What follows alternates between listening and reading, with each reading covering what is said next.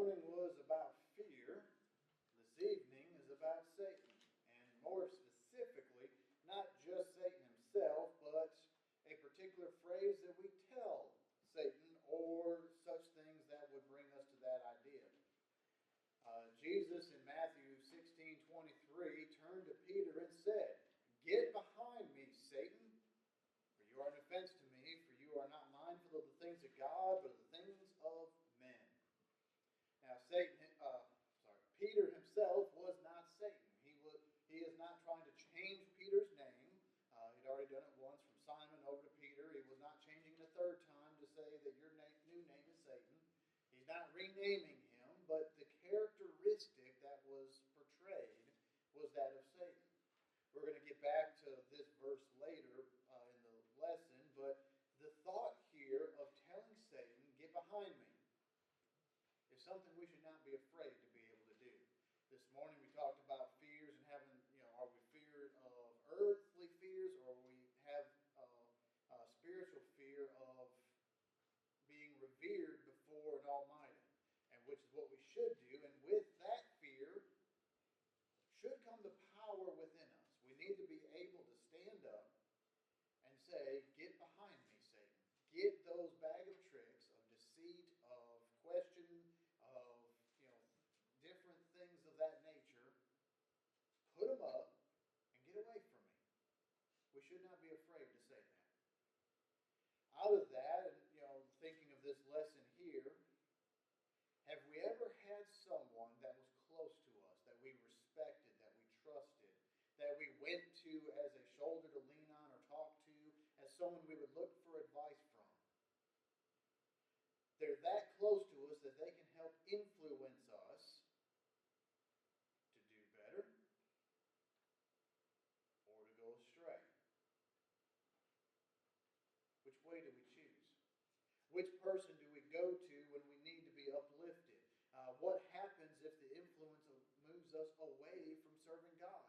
We go to someone for advice, and usually they're full of great advice, and we trust them.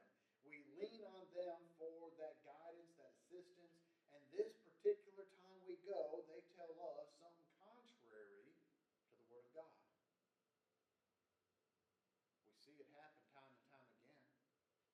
Why are the buildings not full of people on Sundays? Why is it during the ice storm we had more people down in the ditches on the ice than we normally have in the parking lot on a Sunday? They don't ever get out on Sunday except for, "Hey, there's ice, let's go look around." And they end up in the ditch. When it's time to go to services,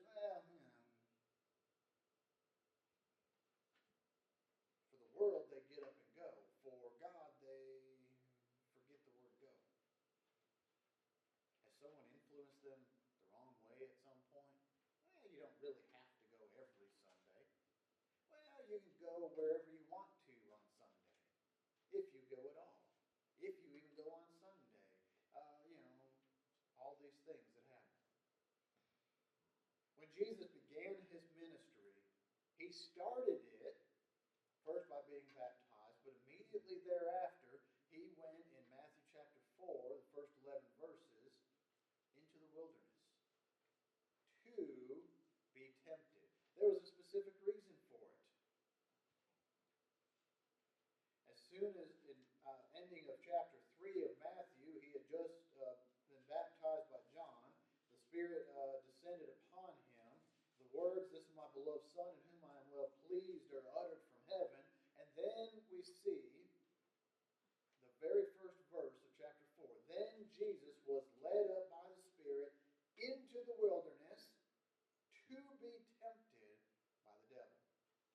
A very specific reason. He wasn't going there to be secluded on purpose. It was the purpose of being tempted. We'll get, one of the closing verses will explain how this is relevant to us today. But we see here that the tempter came at the opportune time for him. Verse number 2 says, "And when he had fasted," when Jesus had fasted 40 days and 40 nights, afterwards he was hungry. Now when the tempter came. The tempter doesn't come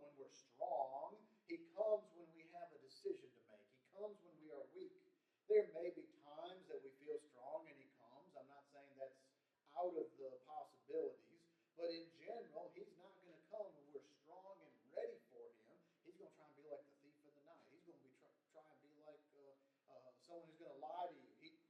If he knows that I know all about this subject, he's not going to lie to me about it, but he's going to try and slip something else in.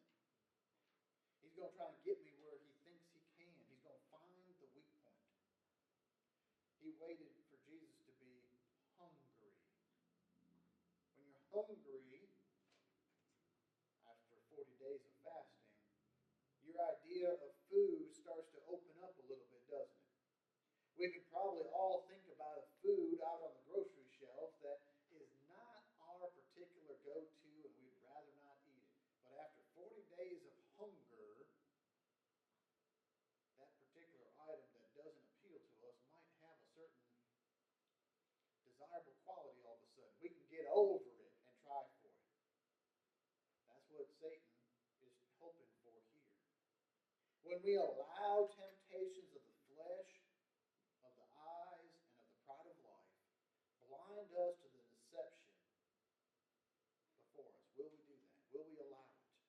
We see this in each of these, and the reason those three are picked is, I should put the reference verse of the New Testament of watching out for those three things, but we also see here in verse 3, the tempter comes. Now when the tempter came, he said, "If you are the Son of God, command these stones to become bread." The needs of the flesh. We go down to verse 5, then the devil took him up to the holy city at the pinnacle of the temple and said to him, "If you are the Son of God, throw yourself down, for it is written, he shall give his angels charge over you, and in their hands shall bear you up." A little bit of the eyes looking around a little bit here.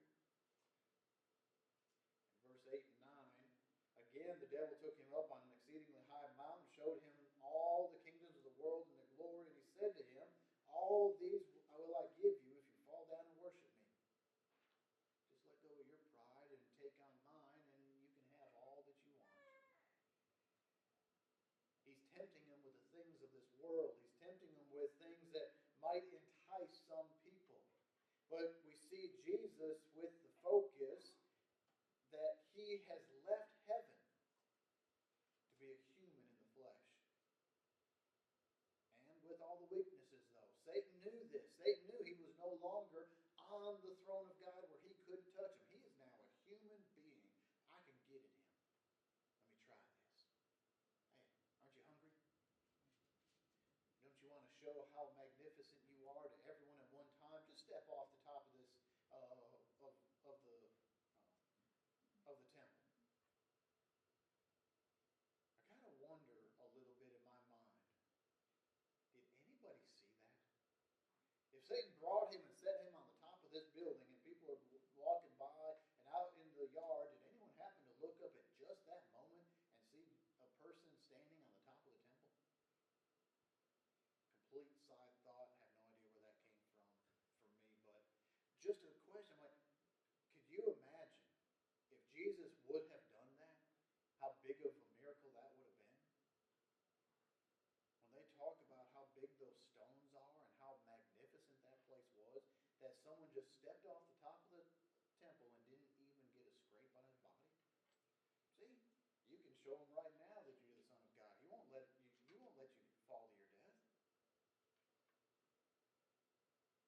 Or look at all these kingdoms. I'll give everything to you. But instead, Jesus came back with the same couple of words. 3 words said 3 times. It is written, it is written, it is written.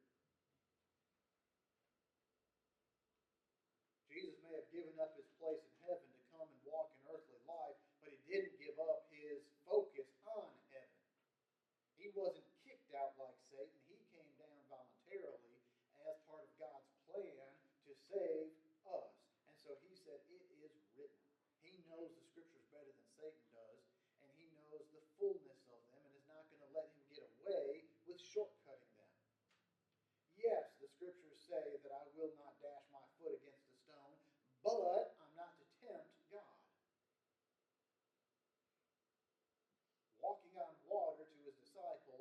versus stepping off the temple to see if the angels will catch him are two completely different things.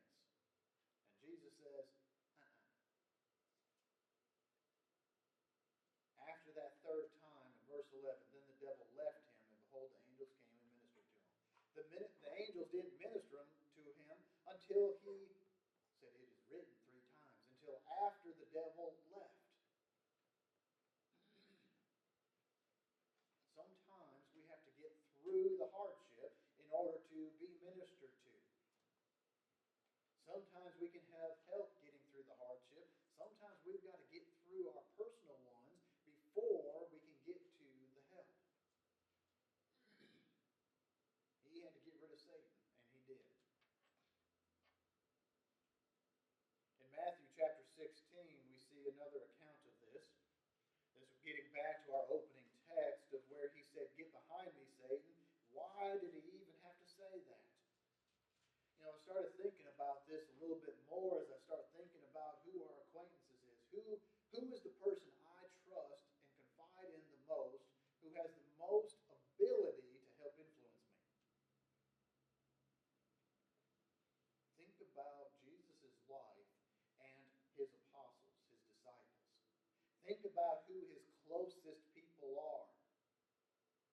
First off, he didn't say this to everyone. He brought his disciples around, and in verse 21, from that time, Jesus began to show his disciples that he must go to Jerusalem and suffer many things from the elders and chief priests and scribes, and be killed and raised the third day. As a master, he is getting his servants ready. Not just ready for the good times, but also for the bad one that's about to come. I am going to die badly. It is not going to be pretty. It is going to be hard. If you're one of Jesus' close disciples, and especially one of his closest 3 that we keep on seeing, where there are times that he would just take Peter, James, and John into the next step, we see where select few went in to see the raising of a daughter who had died. We see these select few go into the garden when he went to pray further than the rest. You're one of his closest. What would you do if your master, if your best friend, if the person you've been following and are that close to said, I am about to be strung up by all the religious leaders, they're all going to take a whack at me. And they're going to kill me, they're going to succeed. What's your response? Peter took him aside. Now, he didn't do this aside. He said, Jesus, come here for a second. And began to rebuke him. Can you imagine that, rebuking the Christ? Far be it for you, Lord, that this shall happen to you. Now, I said it gently, but there's an exclamation point at the end of this one. I don't think he was just, a casual conversation. I think he was hyped up about this. He says, that ain't happening. And this is where we see Jesus turn to him. Why would Jesus be threatened by what Peter has to say?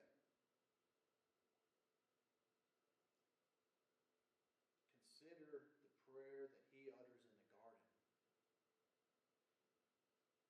That's future from where we're reading right here, but think about it since we had the full account.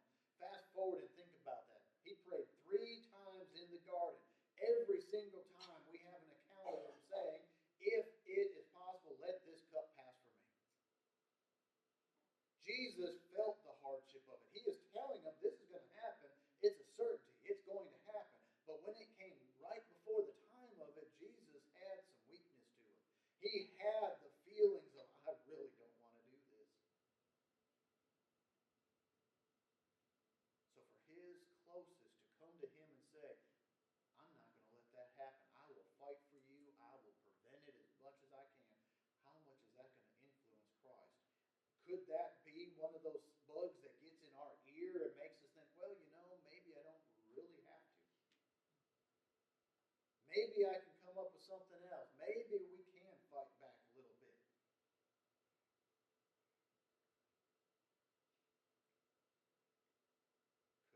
Could Peter have that kind of an influence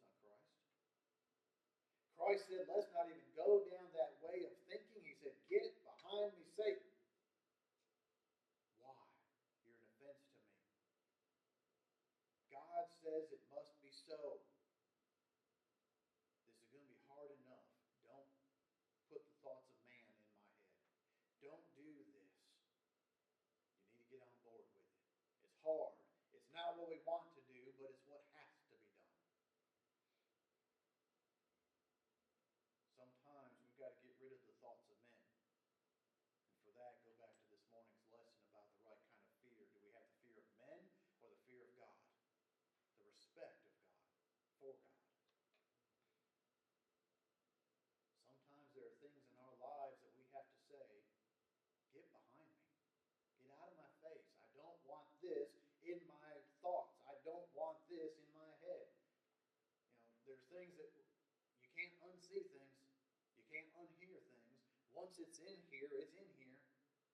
As much as we hate it, as much as we say, I don't want it there anymore, purge my memory of it, it's still there. What do we put in the forefront of our minds? Those kind of things, this kind of thinking that Peter has is contagious. It grows. It makes you think about it like, well, is there another way? If Peter kept pressing him, would Jesus have done something different? Would it have been harder for him at the end? I don't know. What I do know is he said, we're not even going that direction. God said we need to do this. That's what I need to stay focused on. That's something we can think about today.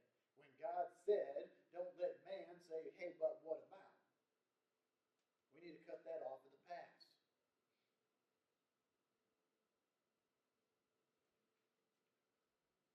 And this next section here, I apologize, there's a typo this evening as well. Jesus warns us that family ties will be tested or broken over the decision to follow him. It is Matthew chapter 10, but it actually starts in verse 34, not 24. Those two numbers are a little too close on the keyboard, and I didn't pay close enough attention in my proofreading. Matthew chapter 10, the outline should say 34 to 39. I just want to read this before we look at the questions on the outline. Do not think that I came to bring peace on earth. Wait, I'm sorry, what, Jesus? You're not here to bring peace? I thought you came from the God of love. I thought you said love God and love your neighbor. Why are you now telling me that you're not here to bring peace? And the rest of the verse says, and I did not come to bring peace, but a sword. Oh, the word of God is sharper than any two-edged sword. If we're not careful about this next part, we start losing its actual meaning, but to read it through. For I have come to set a man against his father, and a daughter against her mother, and a daughter-in-law against her mother-in-law, and a man's enemies will be of his own household. He who loves father or mother more than me is not worthy of me. And he who loves son or daughter more than me is not worthy of me. And he who does not take his cross and follow after me is not worthy of me. He who finds his life will lose it, and he who loses his life for my sake will find it. I suggest that we look at those phrases, not worthy of me, and then go back and reread this passage a couple of times. Why is it that mother and father or daughter and son or, the mixes and matches, he covers a lot of different connections right there in the family ties. How many people do we know or that we've heard of in this world that when they make the decision to become a Christian, they are now an orphan for all intents and purposes. They are kicked out of the house. They are no longer accepted in the family. It causes division in the house because they have stepped out of family tradition. How many people are so stuck in family tradition they won't look at Christ? They miss the bottom section here. He who loves father or mother more than me. Well, in a Bible study, you're speaking with someone, you show them the truth of the the one church, the way that the church of the Bible it describes it is set up, and they realize that where they're at does not match up, and yet they say, I see what it says, but.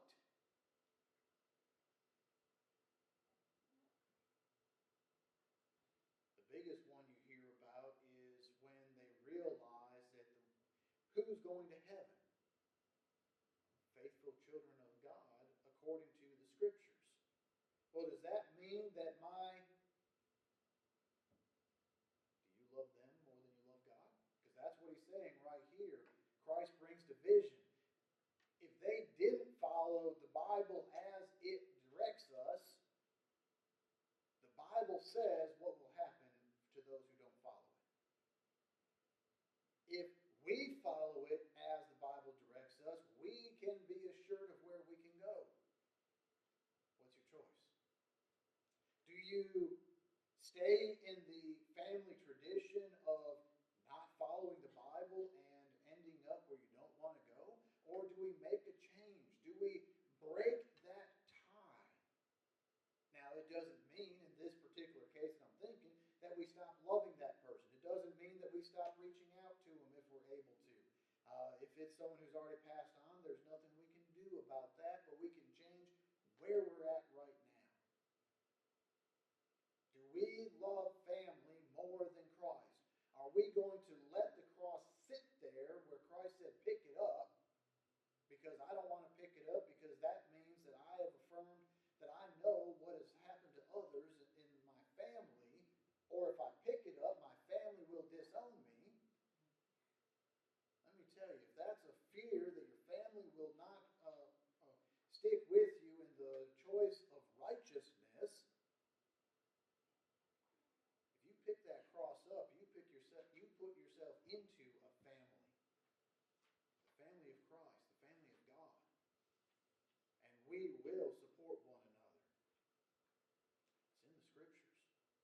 If you're at a group that does not support you, if you are in hardship, then you better take a real good look at that group and find out if it's from the Scriptures. Because following God says we will love our brothers and sisters. But it has to be the ones in the faith first. Do good unto all, but especially those of the household of faith. The household of faith. If we can't love one another inside the church, then how are we going to show the world that we are loved? When Christ sat down with sinners, he did not sin with sinners, he sat with them. He showed his love for all. Are we willing to follow Christ daily, no matter the cost, even if it costs us a friendship, even if it costs us family ties and support? Can we accept losing earthly connections to gain faithful heavenly ones, to gain favor in the sight of God rather than men? For anyone that's outside the body of Christ, are we willing to let family traditions hold us back from obedience? And once we're added to the kingdom, can we be persuaded back away by family members? We absolutely can. Once we're in the kingdom, once we are baptized into his dear Son, we are added to the church by the Lord, but we are given many warnings throughout the Scriptures saying to hold fast to the faith. Why? Hold fast. That means I've got to do something right away. I've got to do it constantly. If I let go, I'm letting go and no longer loving Christ. I'm going back to the world, and we see that happen frequently throughout the Scriptures. And we see Christ's response to it. He is following God's plan. One of his own disciples tried to bring him something of the world, of, I'm not going to let that happen to you. And he said, get behind me, Satan.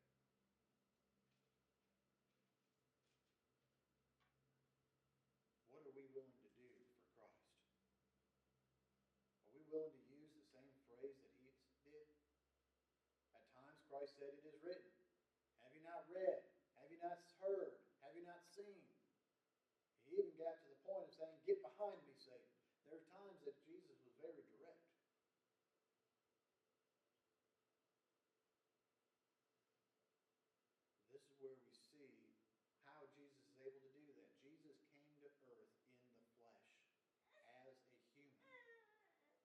which gives him a very unique perspective. He was tempted as we are, with the same pressures from Satan that we are. He shows us how to handle those. We've seen those, but in Hebrews chapter 4 and verse 15, it says, "For we do not have a high priest who cannot sympathize with our weaknesses."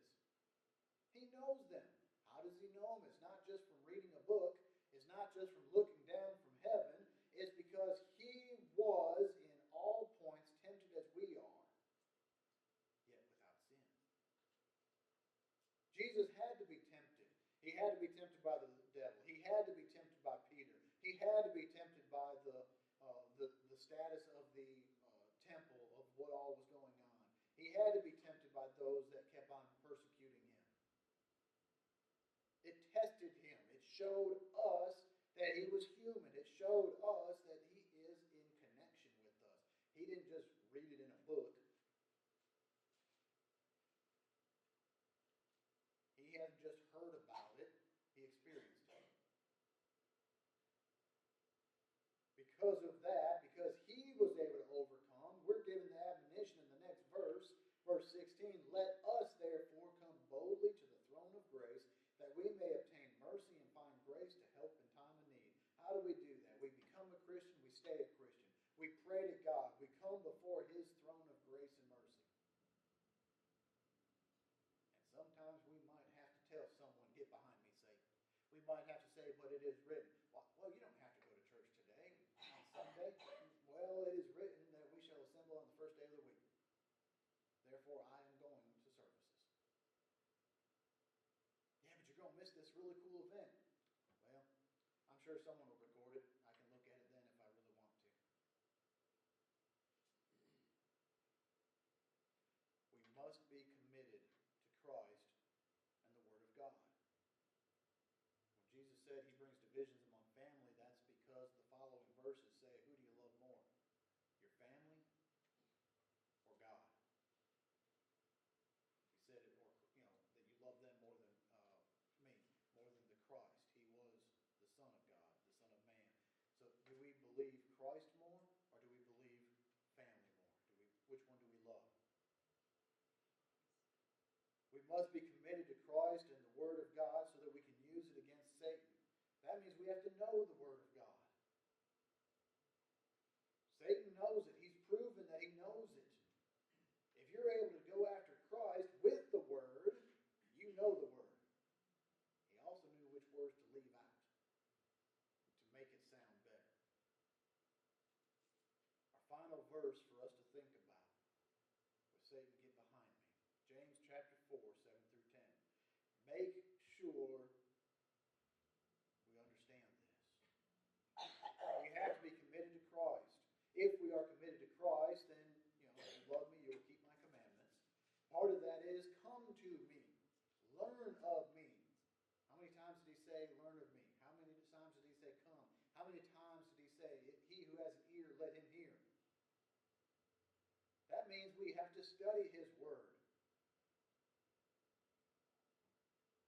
James chapter 4, 7 through 10 says, therefore submit to God. Resist the devil, and he will flee from you. Draw near to God, and he will draw near to you. Cleanse your hands, you sinners, and purify your hearts, you double-minded. Lament and mourn and weep. Let your laughter be turned to mourning and your joy to gloom. Humble yourselves in the sight of the Lord, and he will lift you up. Part of this is it'd be an interesting study to really go through and dig that area. But we want to look at this. Why does he tell us to start lamenting, mourning, and weeping? We realize that the closer to God we get, the more and more people aren't doing that. How many people are not drawing close to God? How many are saying that they are? You say unto me, Lord, Lord, but you don't do my will. You don't know my word. You don't even attend any place to pretend. Purify your hearts. We see how many people need the gospel. We see how many people are leading others astray, and that would bring us to mourning and weeping. Why did Christ feel so tormented at times? Because people weren't listening. Why did he have to say, have you They've seen it, they just don't do anything about it, or they don't do the right things. The focus was on man and not on God. And that is why he had to tell Peter, "Get behind me, Satan." He had to tell Satan himself, "It is written," when he quoted scriptures. He tells us to pick up his cross and follow him. That includes if we have to sever ties. If we lose somebody here, friends, families, somebody just won't talk to us or help us anymore. That's not the goal. The goal is to be able to still reach them, to keep our bridges open as much as possible. The goal is not to see how many bridges we can burn or how many connections we can sever. The ideal is to keep as many connections alive as possible to try and win some of them over to Christ. But sometimes that they are the ones standing there with the bolt cutters cutting off the cords. I can't stop them. And I don't want to be on the wrong side of the bridge when it falls. Are we focused on man, or are we focused on God? I pray that we are on God's side. I pray that we are able to reach those in the community, those out in the world, that whoever we come in contact with, they see Christ living in us.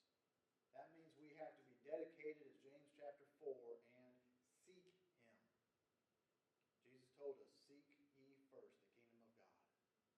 That means we have to draw near to God by reading his word and understanding it and being filled with it so that we can help let that fill others, let others see it. If anyone needs help telling Satan to get behind them, if we need to help anyone to purge that out and get focused on God, let us know what your needs are. Let us help one another so that we can be able to say those words more easily and be prepared to say them if the time and when the time comes. It's not a matter of if, it's when. We're all tempted at different times for different things. If you're being tempted at this time, if you're struggling at